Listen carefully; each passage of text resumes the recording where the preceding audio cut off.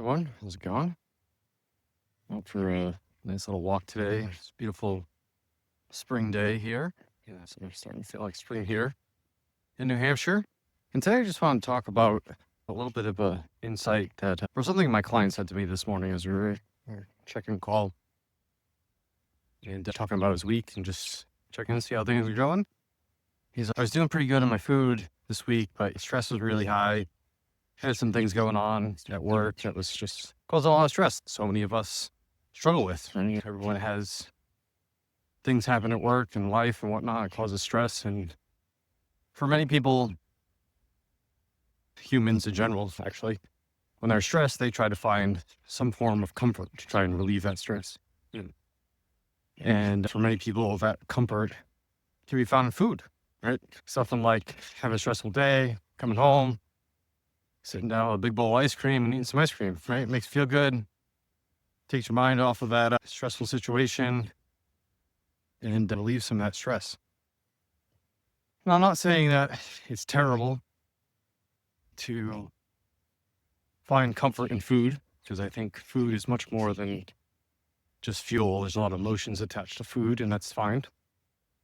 The problem that really happens is that we, one, suffer from a lot of chronic stress. This isn't just a kind of once in a while type of thing that happens. And most of us goes through stressful situations many days in a row, long periods of time. And so sitting down with a bowl of ice cream every day is not going to do you any good from a health perspective. Right? It's better to find ways of dealing with that stress and that don't involve food, because it's happening too often. And so the solution there is, one, obviously find alternate ways of dealing with that stress, whether it's going for a walk, meditation, therapy, any number of tools that actually don't involve negatively impacting your health.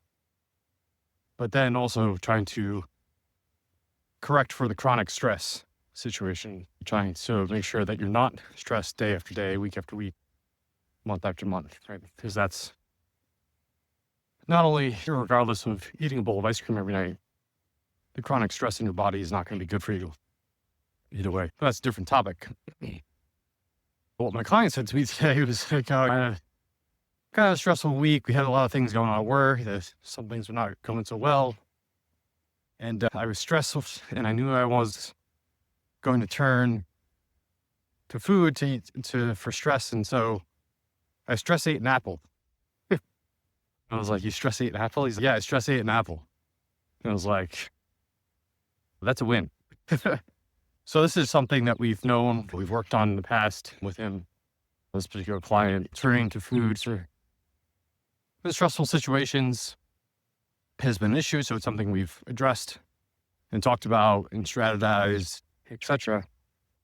And one of the things that I always advocate to them is my clients is, rather than trying to tell them to not reach for the food that they might have a craving for because they're stressed, instead I say, okay, put something in between you and that food, so you have a chance to realize what you're doing before you instinctively act on the emotion. And so our instinct is, I'm stressed, I want ice cream, right? Just reach in the freezer and grab the ice cream, right? So let's put something in between that. So I always tell my clients, like, one of the things we can do is let's have a healthy food before you have the stress relieving food. And that gives them time to a couple of things, right? Think about what they're doing, right? So in this case, he chose to have an apple. It could be an apple, it could be a yogurt, it could be some beef jerky, it could be some carrots, it could be whatever, right? Some kind of healthy snack. Reach for the apple, and that gave him time to realize what exactly was happening, right? He's stressed, he's craving some comfort, wants to have whatever his food of choice would have been. Instead, reaches for the apple, puts some space between him and the craving of the food that he wants, and allows him to then realize what's happening and now enact other practices to deal with that stress and not turn to the bowl of ice cream, the bag of chips, the couple of beers, whatever their vice might be, your vice might be when you're stressed. And so other options to put this into practice, besides reaching for a healthy snack, is going for a walk, doing a meditation or breathing exercise, anything that puts some space between the food, the craving, and yourself, right? And the best thing to really do is the best guard against this is not to have the foods that you crave in the house to begin with, right? So if you don't have the ice cream, you don't have the alcohol, you don't have the bag of chips, whatever it might be in the house, and you're stressed, you have a pretty big barrier to getting that food, right? You have to go to the store, buy it, etc. And so that's probably the best thing. But in reality, it's unrealistic. You live with other people. They have those foods. It's in the house. You know where they are, right? Just sometimes it's just hard to make sure the food is always out of the house. And so thinking of other ways to put barriers in place between you and the food is paramount, right, in a lot of situations. My main message today is we all get stressed, and we all try to find comfort to relieve that stress. The first thing is to acknowledge that sometimes it's okay to get stressed and find comfort in food. That's okay, if it happens once in a while. The issue is when we are in our modern world where we're always dealing with stress and we turn to food for comfort, that food, that comfort, that habit can negatively impact our health, right? Because we're eating typically not so healthy foods when we're stressed.